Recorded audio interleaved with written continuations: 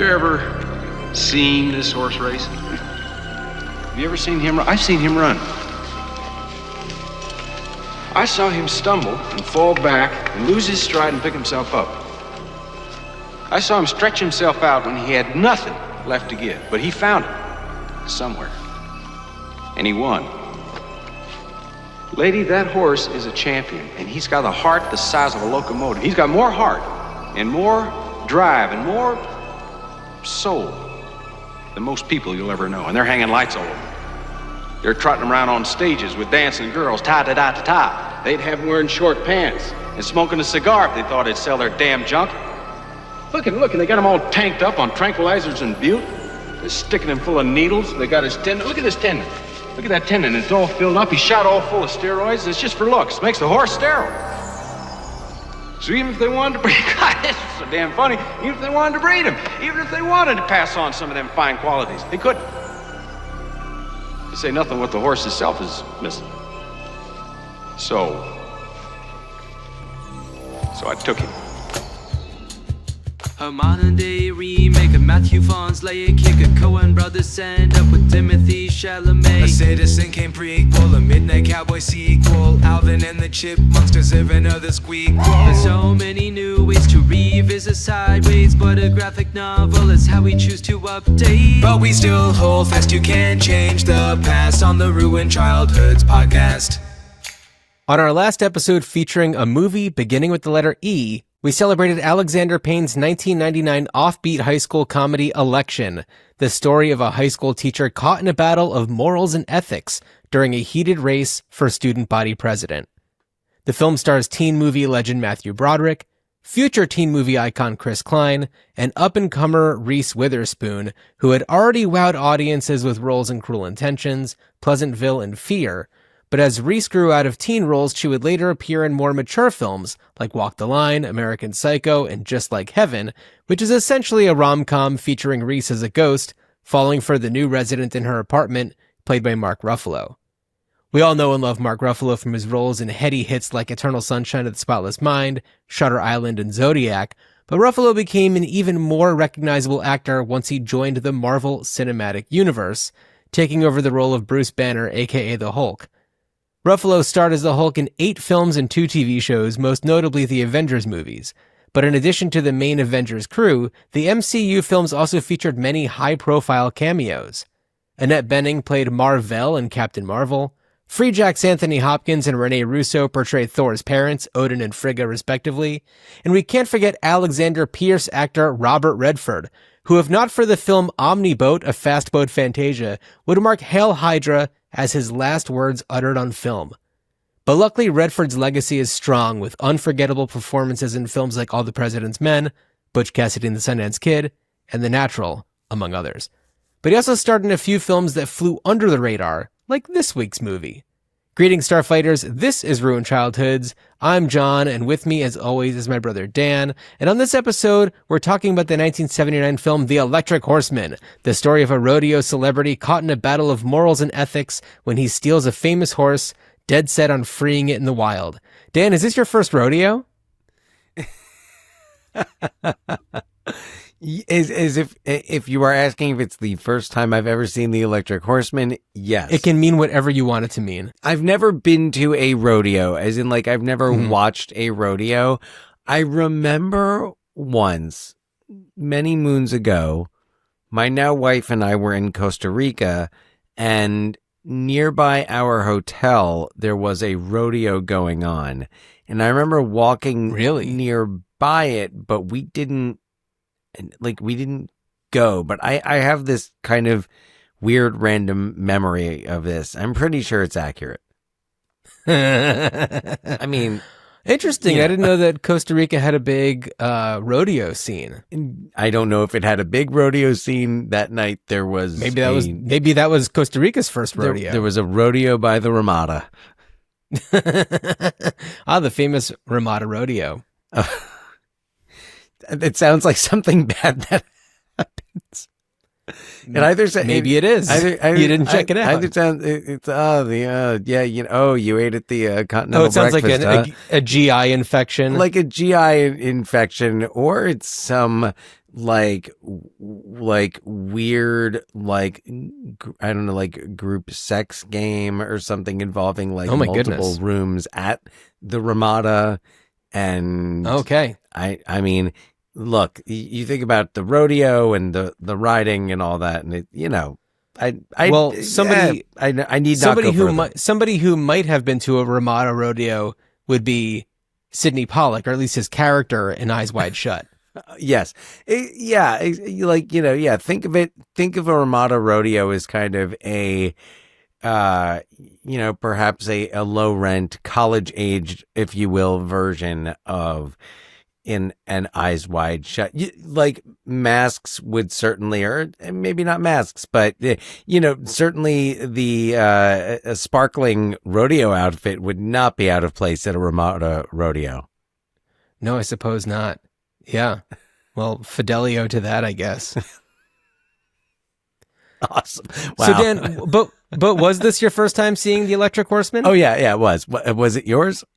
Yeah. I mean, I feel like clearly I knew of its existence because I've looked at the filmographies for Robert Redford and Jane Fonda and Wilford Brimley and, probably 100 times. And so I've seen the words. Right. But it never was something that was just like, oh, well, obviously I have to watch that. Right. And there's I feel like there was some imagery of it, the light up suit.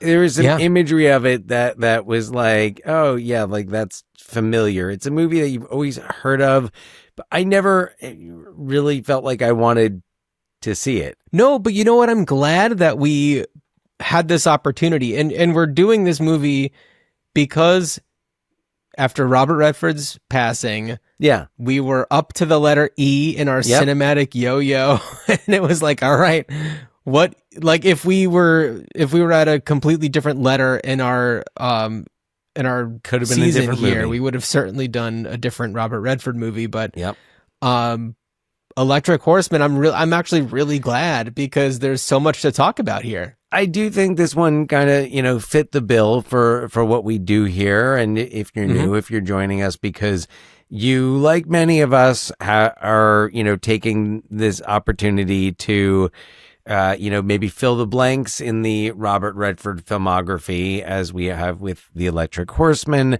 or you're revisiting, you're looking to hear some new discussion of some lesser.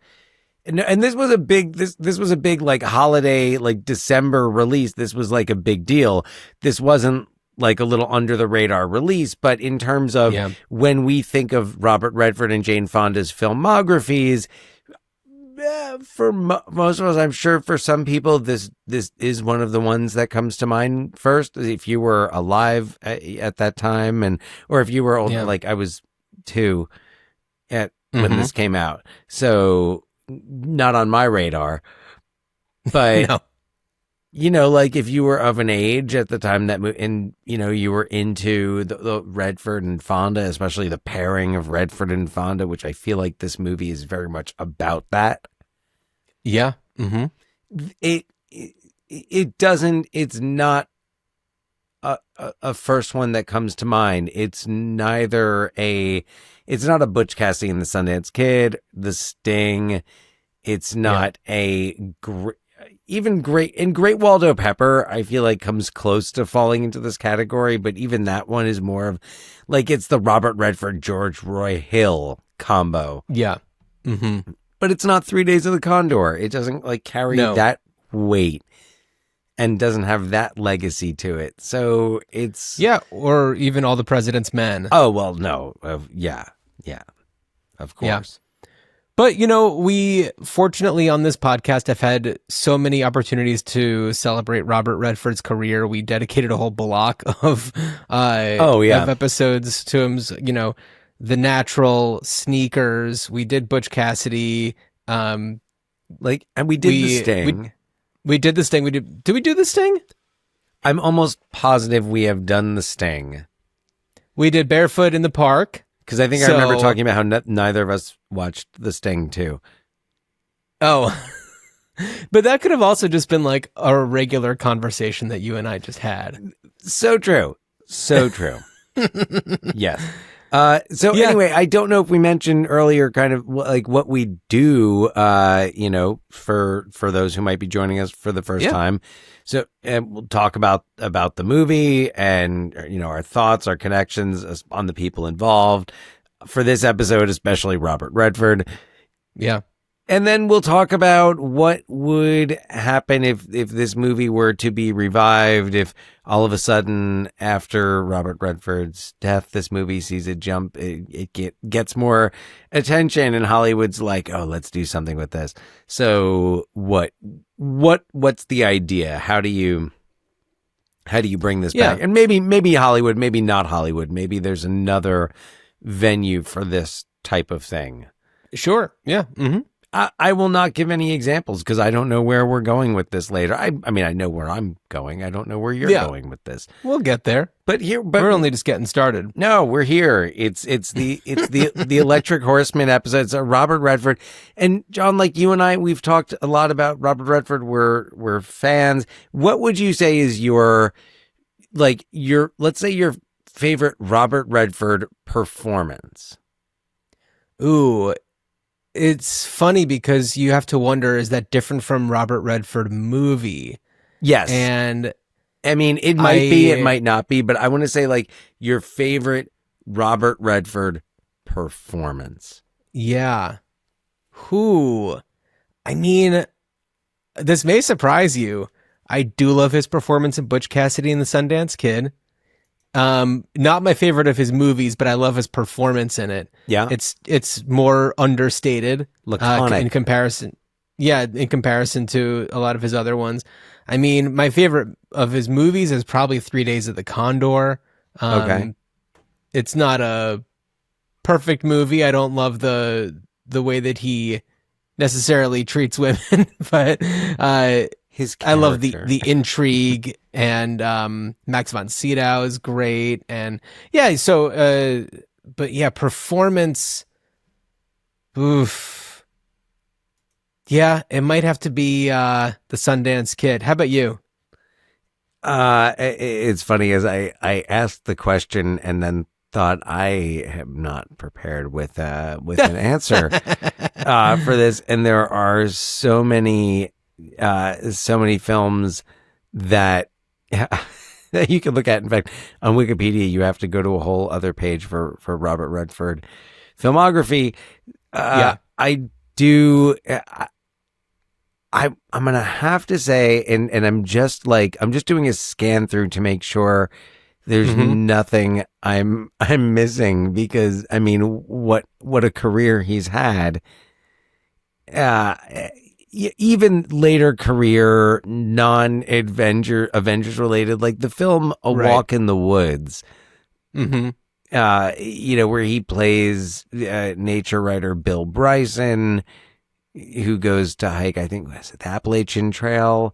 It's Redford and Nick Nolte, and one of my favorite bands, Lord Huron, provides a lot of the music for it. Oh, do they? Cool. Oh, one of my favorite songs of theirs was written for that movie. Oh, yeah. Oh, very cool. So I'm going to say my favorite performance of his, so I'm narrowing it down right now, and it's between Marty Bishop in Sneakers, and Bob Woodward in All the President's Men. I feel like I don't know. I love Sneakers, but I don't know if I love his performance in it. No, I think I'm leaning. I think I'm leaning Sneakers because I love Sneakers as a movie. So I'm gonna have to go with Woodward. He really and Woodward's great. I mean, it's not an original character. It's a real person, but right. But the way that he plays, and I also got to shout out the 1974 Great Gatsby. Isn't fantastic, but I really like him. I love him in The Sting. He's really he's great in The Sting, but it's kind of like it's hard to think of that movie and start thinking of him, and then you think of Newman or Robert Shaw. So I love him in those in all those movies, but I think his performance in All the President's Men, I just watched it again the other night. It's so good. the intensity of it, the focus of it. I should watch that movie every time I'm having trouble getting motivated to get something done. Just to see him scribbling on a legal pad, taking notes, so good. It's great. He balances Hoffman so well. It felt like his heart was really in it. And there's a lot of movies he's done where I feel like he's had that feeling. I mean, you know what, Dan? I feel like I have to revise my answer. I think The Candidate is my favorite. Oh, The Candidate. Yeah. We did The Candidate. That's such a good one. I think because I've only seen that movie once. It's but that's a fantastic performance. He's great in that. Yeah. I mean, it's so hard. He's so good. And so I love him in Spy Game. Yeah. Great. Which is also great because it's like he plays Brad Pitt's mentor. And also in watching The Electric Horseman, I thought a lot about just thinking about Brad Pitt as just in so many ways, the not the second coming, because Brad Pitt's his own guy. Sure. But so much, in the mold of Redford in so many ways. Yeah. In that, because Brad Pitt, and maybe this is not true for every project he works on, but some of the projects he gets involved in and they're meaningful to him. And he has causes that he's passionate about, and he does work that reflects those causes. And even if he's not in something, he's producing it. So I see him very much in that mold. It's hard to not see him in that mold when my introduction to Brad Pitt was, Thelma and Louise, but then A River Runs Through It. Yeah. Where you're seeing Brad Pitt, you're hearing Redford's voice. Right. It's truly, I don't know if we'll ever have a kind of an actor pairing like that ever again, where there's kind of like a generational passing of a baton, but like a camaraderie and a collaborative nature too. Right. Yeah. And there's such a almost like a spiritual commonality between them. Yeah. I think this is somebody who knows neither of them personally. Right. But yeah, I would have loved to have known Robert Redford. Oh yeah. He would have been so annoyed by me. I would have asked him so many questions. I could imagine. And you could imagine his taking. There definitely would have been a large Chris Farley show influence to my line of questioning. Hey, remember when you were in The Candidate? Oh, that was hey, awesome. You know what? Another movie to shout out that we've done on the podcast is Lions for Lambs. Lions for Lambs, yeah.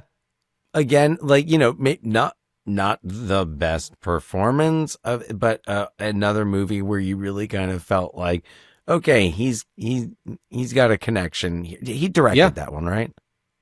Yeah, I think so. Yeah. Let's see. Well, he did Quiz Show, which we covered. Yeah, he directed it. Oh, nice. Oh, okay. All right. Yeah. Oh yeah, Quiz Show. We did that one. That movie's great. So anyway, look, it's not like Robert Redford is some underrated genius whose praises have not been sung. Thankfully, long before he passed away. Yeah, no, absolutely. And I'd say that the same goes for his co-star in this, Jane Fonda. Oh yeah. The appropriate amount of praise has come her way, and even when times were difficult and she was ostracized a bit because of her political leanings and her activism, really bounced back from that in such a positive way. Unapologetically. And because everybody realized, Oh, you were right. Yep. Okay. Right. Right. Well, and just while we're on the topic, and this applies to both of them, if we were going to say 2 degrees, I mean, perhaps even more so to Jane Fonda, but to both, they are people who have understood and used their privilege. Absolutely. Yeah. In positive, very positive. I mean, Jane Fonda's been arrested how many times? Like, oh, come on. For good reason, for good causes, for activism, for standing up for what's right. Yeah, it may happen again for all we know. I know, like, yeah, she's still out there. So, and we're, like, so, lucky to have these, and Jane Fonda, especially as somebody who came up, in a Hollywood family, who certainly could have rested on laurels and not taken risks. Although that's not really in her. You look at that family, that's really... Well, I don't know if you watched the documentary, is it Jane in 5 Acts or Jane in 5 Parts? Yeah, but, I did not watch it. It's really excellent, and it does show you that things were not as, cushy as you think they would have been. For that family. They had hard times. So, I mean, I know maybe not like it just was not a good nurturing. family environment, and Henry Fonda definitely wasn't the most like present or nurturing or caring father. No. So for Jane and Peter, for them to have their incredible successes is a bit of an anomaly. But if you look at what was going on. But if you look at their, and I'm going to, speak more to their public images because that's what I can. You look at Henry Fonda, who, is maybe most associated with the role of Tom Joad in The Grapes of Wrath. Somebody who said, wherever there's injustice, I'll be there. And I don't know if Henry Fonda felt any of that at all for real. But it's kind of like when you associate, I think of Henry Fonda, I think of Tom Joad. I think of 12 Angry Men. Yeah. Another character that is like standing up for what's right, like getting people together to do what's right. And so that's the thing is, it's like, it's not just the one role there. So there's something to that. And you think of Peter Fonda as somebody who is really partly, almost like, a leader of the counterculture. And a face of the counterculture in the 60s, and somebody who pushed against boundaries, expectations, norms. He probably could have, been a pretty boy actor, and he could have, sailed into a comfortable career, but, didn't, made weird movies, did Easy Rider. Etc. Yeah, and also let's talk for a second about the film's director, Sydney Pollack. Came up earlier in the context of a Ramada rodeo, but Sydney Pollack. When you look at his body of work, also, you look at this one and you're just like, hell yeah! I guess I didn't realize he has done so much that's been significant, that like there are so many other ones that are kind of outliers and. I think that like, Tootsie, a few years after this is definitely one of them that's kind of like a tentpole movie for him. But the movie that he does right after Electric Horseman is Absence of Malice with Paul Newman and Sally Field. Yeah. And it's, Sally Field, just like Jane Fonda in The Electric Horseman, plays a reporter and, has an unlikely, I don't know, connection with somebody, in this case played by Paul Newman. And Dan, have you seen Absence of Malice? I have. It's a great movie. I love it. I think it's great. Oh yeah. I mean, me, I love like a good, a newsroom type of movie where there's, the energy going in. And also Sydney Pollack, 2 movies in a row where halfway through the movie, Wilford Brimley comes in for like, 10 minutes tops and, has an unforgettable performance. And so, shout out to the genius of Sydney Pollack for making those Wilford Brimley moments happen in a completely beautiful way. Absolutely. And Sydney Pollack clearly has worked with Robert Redford before, with Jeremiah Johnson, 3 Days of the Condor, like we said before. He worked with Jane Fonda on They Shoot Horses, Don't They? I don't remember if he's done any other ones with either of them. The Way We Were. With Barbara. With Barbara, yeah. Yentl's own Barbara Streisand. And clearly they work so well together, and I mean that not just Sydney Pollack and Robert Redford, but Sydney Pollack and also Jane Fonda. And I don't know. It makes me really want to go back and watch, all the ones that I've missed. And Robert Redford, of course, worked with him again in Out of Africa. Mm-hmm. Like, I love the connection that they have, and it's such an awesome way to kind of see it come together in The Electric Horseman, a movie that, for all intents and purposes, should not be, I think, as enjoyable as it really is. And that, I think, is a testament to, the three people really at the core of it, which are Sydney Pollack, Jane Fonda, and Robert Redford. Yeah. Yeah. I mean, I don't know. This is not my favorite of any of their... Didn't say it was a favorite. Oh, no. But, anyway, why don't I jump into the synopsis if we're going to... Please do. I've been rambling on way too long about Sydney Pollack and Robert Redford and Jane Fonda. No, it's quite all right. So, speaking of Robert Redford, he plays Sonny, a washed-up rodeo star turned serial spokesman who has a crisis of conscience when he's asked to appear in Vegas with a distressed celebrity racehorse named Rising Star. In a moment of clarity, Sonny takes off with the horse and is chased around America's open country in an effort to free Rising Star. But Sonny's trek becomes complicated when a hotshot journalist tags along in order to showcase his story on the news.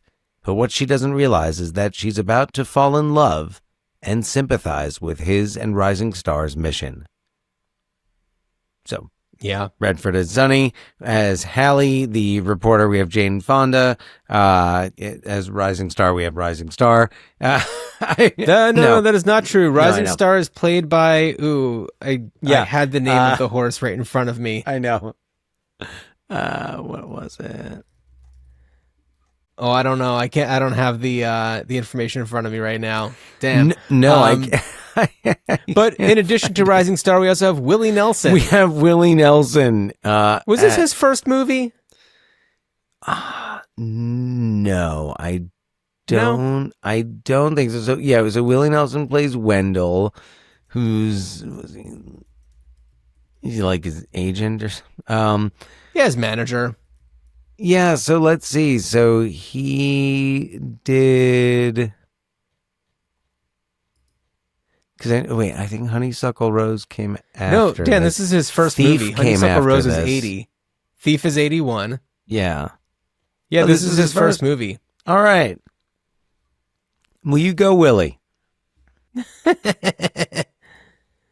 Yeah. I mean, I've never been like a big Willie Nelson guy, but I really liked him in this. I thought he was really great. And it's not that I don't like him. It's just that like I love everything about him, but the music doesn't really, hit me. No. But I appreciate the guy. Yeah. Me too. Like he's fun. He always has some sort of, dirty line that he throws out there. Which is great. That you later found out he came up with, and then you're like, okay, well, that makes sense. He's really good in Thief. I really like him in Thief. Mm-hmm. James Caan's friend who's in prison. Love him in Wag the Dog. Oh my God, I love Wag the Dog. Wag the Dog is magnificent, and I love that Willie Nelson is in that.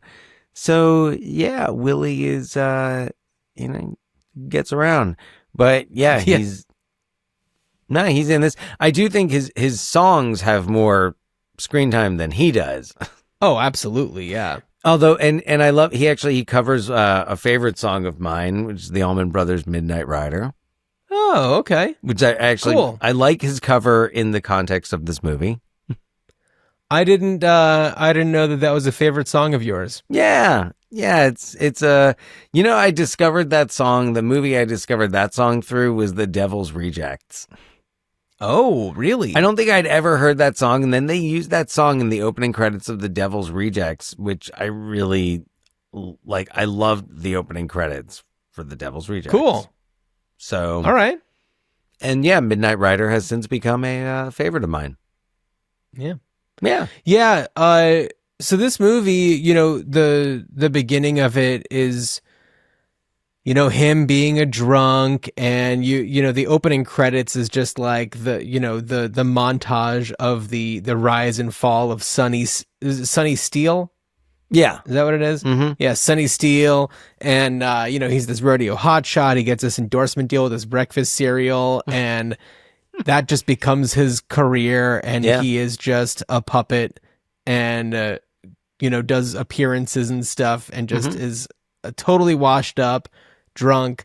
And I was watching it, and I was like, oh, I was kind of expecting to actually see him being like a rodeo star at some point in this, but no, it really just launches into him being, a dirtbag. It reminded me of The Wrestler. Yeah. Sure. Mm-hmm. The way it just kind of starts and shows you like, all right, yeah, no, this guy was huge, but now. Yeah, he's, working the deli counter with Todd Barry. Right, yeah. Yeah. In like Rahway, New Jersey, or wherever. Yeah. Yeah. Yeah. And I love Jane Fonda's character, Hallie. I mean, love a good journalist story. This is like the same year as the China Syndrome, right? Yeah. Mm-hmm. I love the China Syndrome. yeah. My God. Wilford Brimley. Wilford Brimley also. That's right. Damn. My God. 1979. What a year. I would have just been at the movies all year. And watching Jane Fonda, Wilford Brimley, Robert Redford. Yeah, absolutely. Nothing else. Ooh, that's a good movie year. Time Machine. That's a good Time Machine year for me. 79?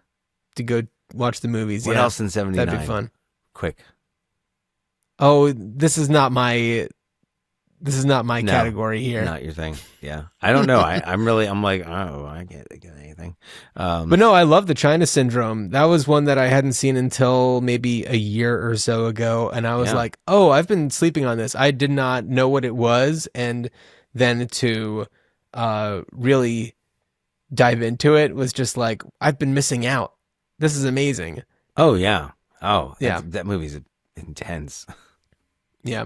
And so being able to see the trajectory of Robert Redford would have been, I think I would have liked to see it, but I kind of don't miss it. And I wasn't sure, I knew the plot of the movie, but I was just like, is this going to be some sort of weird snooze fest and schmaltzy? Because I feel like the poster art that I saw initially was just like, kind of a glamour shot of Robert Redford and Jane Fonda smiling and looking at the camera. And I was just like, I don't know about that. But then I saw, the poster that's actually, if you're watching video, it's right behind me. But he's got all of the lights on, and he's got the hat tilted down and everything. And it's just like, ooh, this is a little bit more intriguing. I feel like that's and it's like, what is the deal with this dude? I feel like that's like the DVD cover art. I think the original poster was like Redford like giving Fonda a pile driver or something. Like, I'm not kidding. Like he's got her like, and it's like kind of silhouette-y, and but like he definitely has her up in what looks to be like actually a pretty poor pile driver position. Like if he were to give her head, it looks like it is too far below his thighs to Right. if he were to give her a pile driver, he'd break her neck. Yeah, I mean, it is kind of a cool poster. Like Owen Hart, of Steve them. Austin, SummerSlam 97. Yeah, you don't know exactly what's going on there, but it is a little intriguing. And I think that it's also not a accurate representation of like what's going on in this movie. Where, No. Yeah, the two of them, they definitely do have a back and forth, and he does hit her. Yeah. So, to which she was basically just like, yeah, I was kind of asking for it though. No, I mean, yeah, she tells him, she's like, later on. Yeah. She's like, hit me. I don't know. Yeah. It's a pretty fascinating movie. It's one that I'm glad I got a chance to see. There's some really beautiful shots in it too. Yeah. I think that they kind of went a little bit heavy on the like horse glamour shots at the end. Are you kidding me? Horse porn. Definitely. Yeah, absolutely. Yeah. But I was like, man, Redford loves his horses. He's the horse whisperer, you know?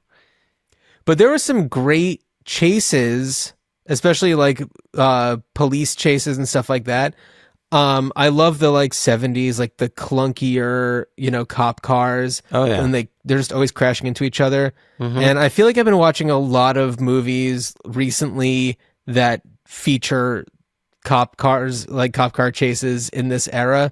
And I'm wondering if I'm getting it confused, but in this one, is there a moment where he's kind of like, they're chasing him and he's going down on like a different level, and a cop car like flips over and lands on top of another one? Maybe I'm thinking of a different movie that I watched recently with like a very similar cop car chase sequence. I don't remember that happening in the Electric Horseman. Well, but there is the segment where he is being chased by cops. Yeah. And he's on horseback and everything. So yeah, I mean, well, when he leaves, when he just like leaves the theater, when in the middle. Well, no. When he leaves the theater, they don't chase him right away. They don't know what's going on then. Yeah. Yeah, this one it's in broad daylight, and they had just kind of gotten the horse out of the RV, I think. Mm-hmm. Yeah. I it's think like a so, little yeah. town, and then suddenly they're out in the middle of like the great wide open. Oh yeah. Yeah. No, of course. Well, they go up to fun. Utah. Mm-hmm. And like where Robert Redford lives or lived. Right. Yeah. Yeah. So it definitely addresses the issues of the abuse of animals. He points out during a rehearsal for this stage show that he's going to appear with Rising Star. He's like, the horse is doped up and you've been injecting it so much, like and the calf is all scarred and bruised and damaged and the drugs. I like it when you see that he. I like it when you see when he like knows what he's talking about, and he knows how to like. He actually has a background where he's not just this like one-dimensional drunk has been. There's the part where he gets all the like eucalyptus tea bags and like does a little eucalyptus steam experience for the horse. Well, he knows, and of course, and the horse is a metaphor, and the horse is a parallel, I guess, for him. Because he dries out, like he stops drinking. Yeah. Once he goes on this crusade with the horse, and the horse, gets cleaned up and healed. So they really are kind of, mirroring each other on this this journey. And they're also both like, they're show horses. Yeah. And they're both past their prime in doing what they did best. Yeah. So now they have to just go and be who they are. The horse has to go off to Utah and be a horse, and I guess Robert Redford needs to go off to Utah and be, Robert Redford, or Sonny Steele needs to go off and be Norman for a little while. Yeah, he needs to just go to the diner and have like milkshakes and donuts and stuff. Yeah. Oh, why not? That sounds so good. Yeah, But when I he's love it. like, It kicks him yeah, as when soon he's as he when he's notices giving that. Hallie that donut in the diner at the end, I'm just like, a road donut. What a cool gift to give to somebody who's about to get on a bus. I mean, that's I his love it. style. That's how he rolls. I dig it. Yeah. And not to get too spoilery, I feel like there's really no way to spoil this movie because it's like, yeah, of course, everything's going to be fine. The horse is going to get away, whatever. No. But I like that when she finally comes clean to him and tells him that like she had arranged before she got to really know him, she had arranged for there to be like a news crew where they were going to be going, and he doesn't get mad. He doesn't, really, he doesn't overreact. He has a very level head about it. And, he just like lets her feel her feelings. Mm-hmm. He doesn't tell her, doesn't really matter because Right. we're not going where you think we're going. The big reveal. He's like, oh yeah, Yeah. no, I never said we were going there. Yeah. Yeah. They've got, clearly have such great chemistry together. And honestly, it's like, even if there wasn't the romantic angle to it, I still would have just loved to have watched them try and figure out how to get along. He's under the impression that she's going to be, arrested for one thing or another. Oh, right. And so he's, that's all a little clunky too, but it's fine. Yeah. I mean, it's definitely, it's clunky. It has its moments, and it has enough about it that works, or we're like, oh, okay, I see what you were doing here. Yeah. Yeah. There are just And other also, moments where it's like, you could have cut this scene short, but Robert Redford and Jane Fonda by firelight looks really nice. So absolutely. Yeah. And just to kind of go back to, the messaging of the movie, I had watched it just as everything was going down with Jimmy Kimmel being taken off the air and having, being suspended from the show and everything. And also with Stephen Colbert just before that and everything. And there was so much going on in my mind of just like corporate greed and, turning a blind eye to, people and their livelihoods and just in the name of commerce. And that's exactly what was going on in this movie. Yeah. There's this, all that they care about is this like, multi-million-dollar horse that they're going to be profiting off of as, the spokes horse or whatever. yeah. And the deals with like all of Sonny Steele stuff. And, for there to be like that kind of anti-capitalist, messaging felt good, especially during a time when it was so top of mind for me in the real world. Oh yeah, no, of course, yeah. What's interesting is in terms of the messaging, and this was something I noticed and it was just like one line that irked me, and it's where Sonny says, "This horse earned a better life." Like he's talking about how like Rising Star is like a champion horse, and I'm like, does a horse need to earn a better life than being like drugged up and just dragged around and trotted out for some like photo ops? Yeah. I'm like, I don't earn think is a strong word there. Yeah. I felt that was kind of flawed, and I see, I see why they put that line in there, but it just felt like a little contradictory to the message. Yeah, that's interesting. I didn't pick up on that line. Yeah. Yeah, it was, I was like, huh. Yeah, I don't know. I guess I don't know, picked up on that. So, yeah. I don't know. Anyway, I mean, I don't know. Is there anything else about the movie itself that you want to, talk about?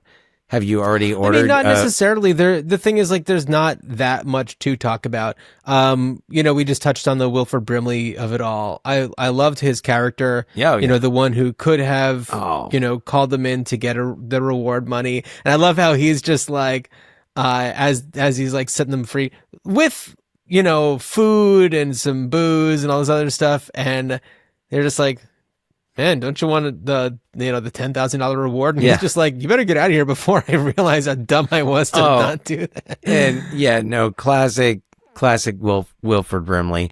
I do so good. I love Wilford Brimley, and of course, Sydney Pollack also directed him in The Firm, but he's a bad guy in The Firm, and it makes me so sad that when Wilford Brimley's a bad guy in The Firm. Right. But yeah. I know. I also love him when he's not just a good guy in Hard Target, he's Cajun. Oh my God. Hard Target. That's a special movie. Released in the same summer as The Firm. So Wilford Brimley. Well, and perhaps that is the way that we bring this, into we can't clearly do anything with Wilford Brimley now, but perhaps Hard Target, and with him wielding shotguns on horseback, maybe that is his way of reconnecting with Rising Star spiritually. Oh, yeah, it is. Oh, and hey, well, Dan, what would you do with this movie given a blank check? I think I would probably. It feels like you could make a decent remake of this, and the caveat there is, unfortunately, every time I think of what like a really good like quality remake of this would look like, I just think of the Bradley Cooper A Star Is Born. Mm-hmm. And like, you don't want to just kind of like do that again. So for instance, like, because of that, like, Bradley Cooper is out. Bradley Cooper would not be my Sonny Steele, whereas he might be someone who I would consider. And I would still set it in the 70s, because that's, oh my God, in the era before you have, and maybe go further into how rampant the abuse of animals was throughout the entertainment industry. Yeah. And, adjust it. I still like the idea of it being a rodeo star. I mean, the very idea of the rodeo is exploitative to animals, and somebody who is at a place in his life where he needs to make a personal transformation. The whole breakfast cereal thing, I think, actually really works. And what I enjoyed is that it felt very satirical, and it felt like there were these elements of satire that, again, I think you could emphasize that more. And,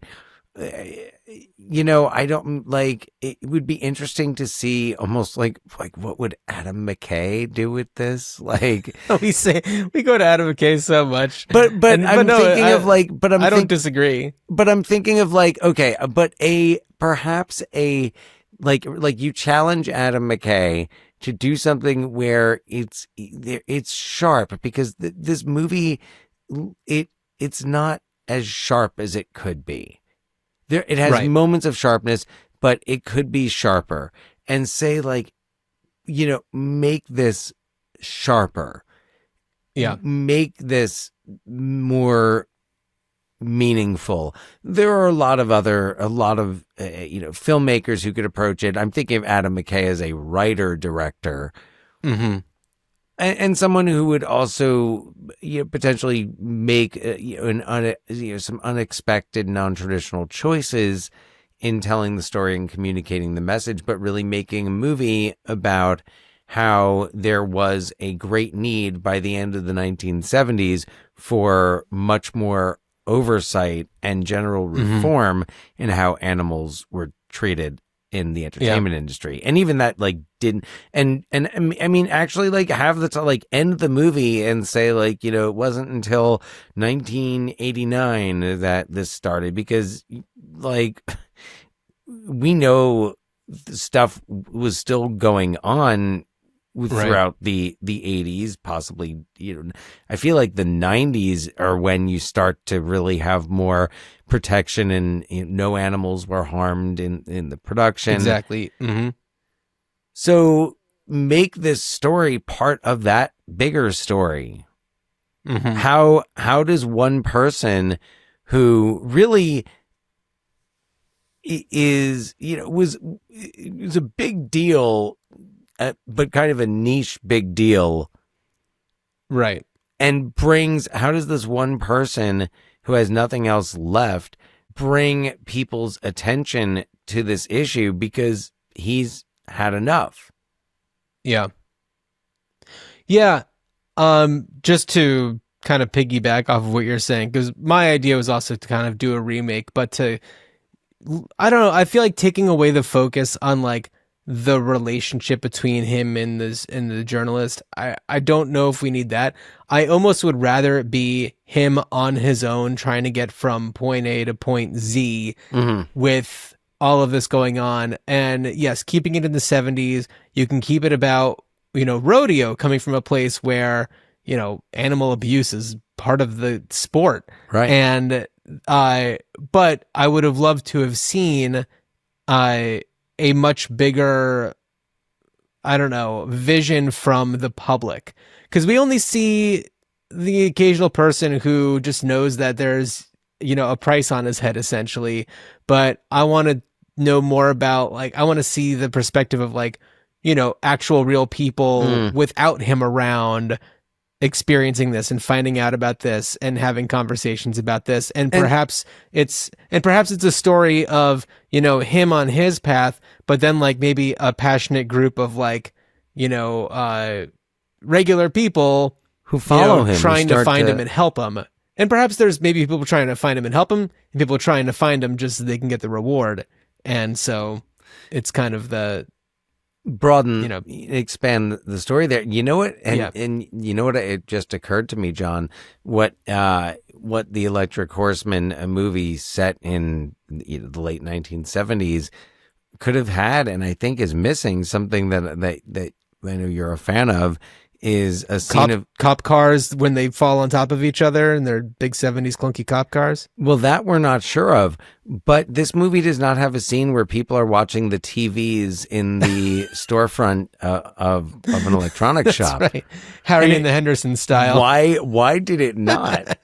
Imagine they did you did a sequel and Rising Star is standing outside the window and he sees Storm out there and he just hooves through the glass. My name is Sonny Stee. I'm trying to think of the George Henn equivalent. Right. Sonny Stee. Sonny Stee. That would be it. Well, if anybody out there listening or watching this has an idea of how you'd want to bring back the Electric Horseman, send us an email, ruinchildhoodspod@gmail.com. And please check out ruinchildhoodspod.com for more fun stuff. And also rate and review us on all those podcast apps. We love to see it. I will also point out, I noticed, especially on YouTube, that we've been getting a lot of views on some of our other Robert Redford episodes. Notably, Barefoot in the Park was up there. So it feels appropriate to be talking about the collaboration between the two of them again. Another Redford Fonda jam. I know. And what a fun movie that is, too. Oh, yes. Magnificent. Yeah. Well, Dan, why don't you let everybody know what we're going to be covering on our next D movie beginning with the letter D. Oh, beginning with the letter D, we are going to be talking about 1990s Darkman, directed by Sam Raimi, starring Liam Neeson, Frances McDormand, Larry Drake. We've just passed the 35th anniversary of Darkman. Yeah. So, yeah, especially excited to talk about it. And an old favorite of mine. It's a wild one, man. I'm excited to talk about it. Yeah. Yeah. Well, as you, Dan, are riding off trying to free a horse into the wild, I wish you a good journey. Good journey.